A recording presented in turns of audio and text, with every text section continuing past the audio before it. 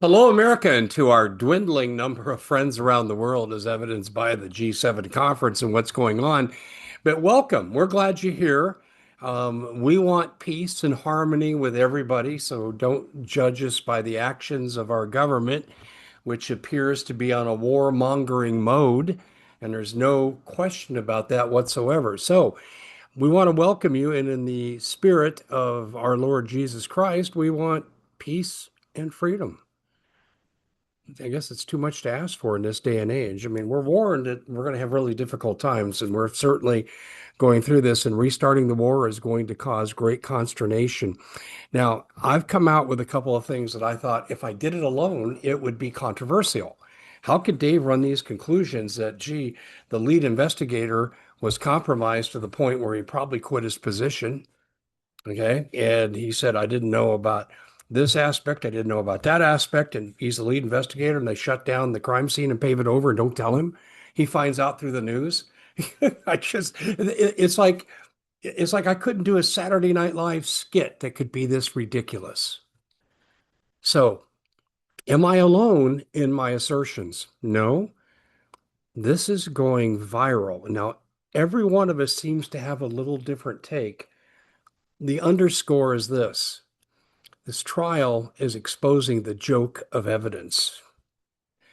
We're going to take a look later, not in this segment, but we think the evidence confession note was written by Lance Twiggs, not by Tyler Robinson. And you know what hasn't come up? And hello, someone forward this to the prosecutors if you can. I don't have contact with them. I don't have any way to get a hold of them. Some of you do. We have really, I think, exculpatory evidence that from Huntsville, Alabama, and Tel Aviv, Ryan Mata had the screenshots. Now they've been scrubbed, but the IP screenshots that he saved showed Tyler Robinson appeared in IP searches from Tel Aviv and regional headquarters for the FBI in Huntsville, Alabama on September 9th, the night before the event. How many coincidences do you want to believe? We've covered this before. This isn't novel or revolutionary information. And I want justice for Charlie.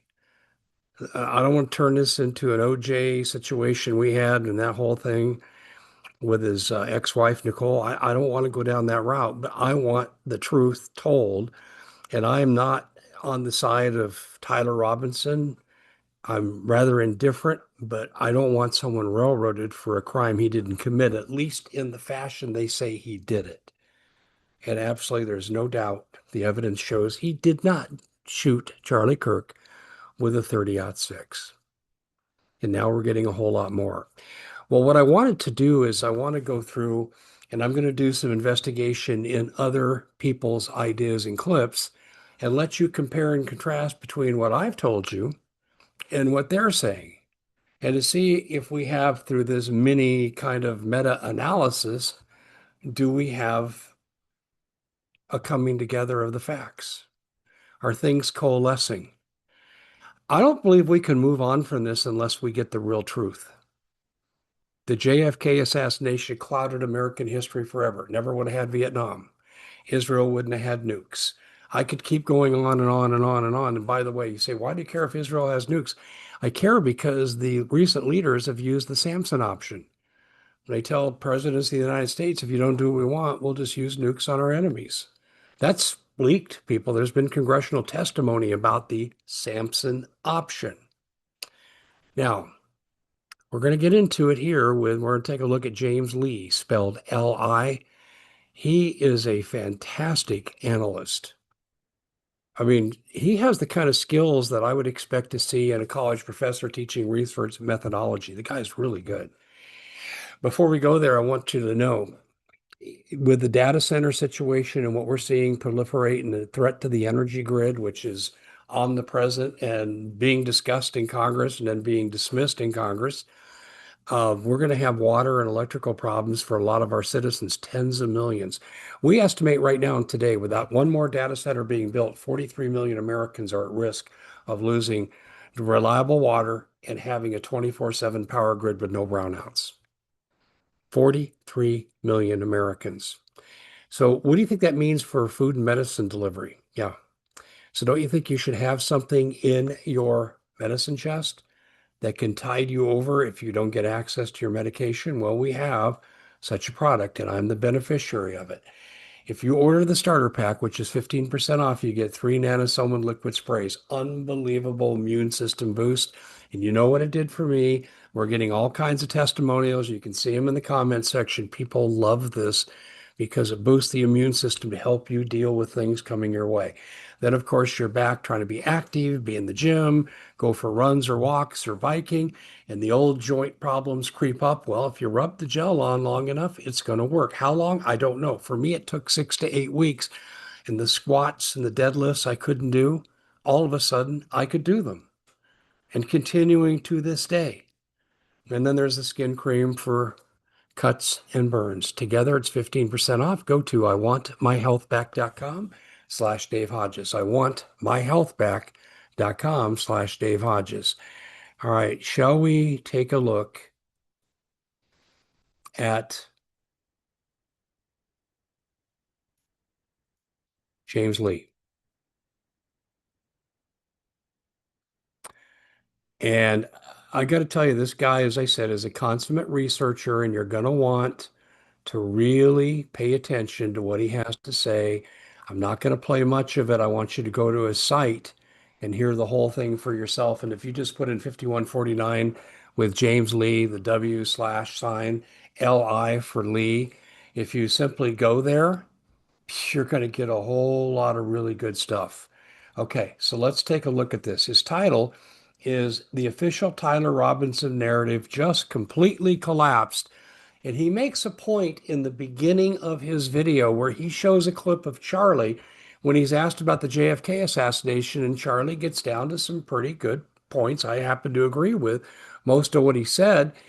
And James makes the very valid point that given what's coming out in testimony, the description Charlie gives of the JFK assassination is very close to the one being perpetrated now in this case against Tyler Robinson. And how many times have you heard me say over the last several months, it looks in a lot of areas like they've just dusted off the JFK playbook cover up and they're implementing it here. And we have given you example after example. Well, James Lee has another example. So without further ado, let's go ahead and play. So I believe there were 2 shooters, but I think it's a much more likely explanation that our own government was either involved or aware, and Cuban intelligence also very much wanted JFK dead. I don't know. Charlie may have just solved his own murder there. The Tyler Robinson show trial continues, and I have to say, things are going from bad to worse for the prosecution, and for those with some common sense from day one who thought, hey, maybe this just doesn't look like a 30-06, well, a huge bombshell just dropped yesterday. According to Agent Davis of the Utah State Bureau of Investigation, who was on the stand yesterday, a second bullet was found on the rooftop of another UVU building. Take a listen. Before we hear that, do you understand the significance of this?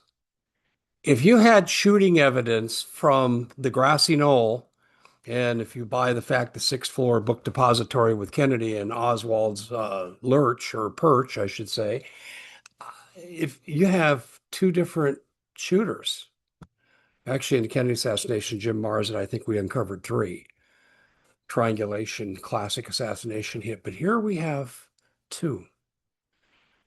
Now, this is another way that the lone nut assassin with supposed written incriminating information, which was used against Oswald to convict him in the court of public opinion since he was murdered 2 days after the event.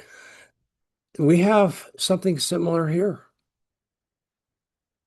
Same play. Here we go. Turning to the scene at UVU.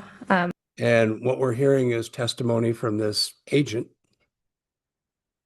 Okay? Pay attention. You're going to get the 2-shooter narrative. On September 10th, that a bullet was found on a roof. Do you remember that testimony? I do. Do you have knowledge about that bullet, what that is about? Yes, I do. What roof was that bullet found on? I believe it was it was found on the computer science building on the roof, on the far east side of the roof of the building itself. How do you know that it was found there? I reviewed the agent's report that found that, documented it, and collected it. What agent was that? It was Agent Ben Schneider with SBI. Would there have been, from that roof of the computer science building, to your knowledge, would there have been a line of sight to Mr. Kirk's tent? No, not according to the agent. Agent Ben Schneider, there was not a line of sight from there to where the tent was, where Mr. Kirk was. Did you learn from Agent Snyder what caliber that bullet was? Yes, I did. And what was that? It was a .223 caliber. Patricia Heaton. Wow. This is how to tell. Are you kidding me? You have so many Are you kidding me, competitors folks? out I there just that are can't bringing believe. new products, new techniques. Let me mute that here and get this off.